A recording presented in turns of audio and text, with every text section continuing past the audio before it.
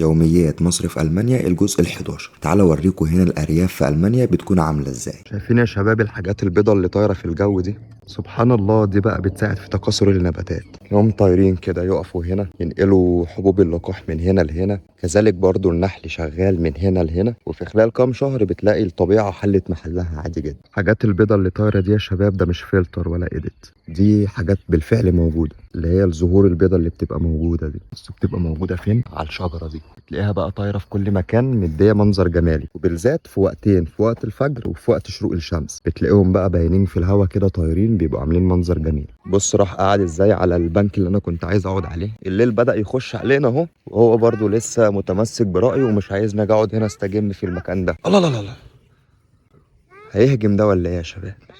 بهاء بهاء بهاء مش هنا يا عم. سلام يا عم، انا سايبها لك وماشي. بس قلت لا، يلا رخامة برخامة، وقمت رايح قاعد على البحيرة. قلت له عيش مع نفسك بقى، دور على بهاء في مكان تاني. احلى حاجة بقى في البحيرة دي تلاقي المكان ده تقعد فيه، وتلاقي اخواتك البطة قاعدين جنبك هنا بيتونسوا، بياخدوا حمام شمس هنا بكل هدوء جنبك.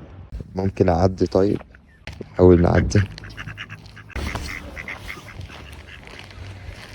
قاعدين ورا دول عاملين كمين على الاول دخلة الشارع. اوبا اوبا اوبا اوبا أوبا. زعيم العصابة جاي هناك اهو. تعالوا بقى اخدكم عند البحيرة اللي جوه اللي هناك دي بحيرة الضفادع. طبعا انتوا سامعين الصوت باين.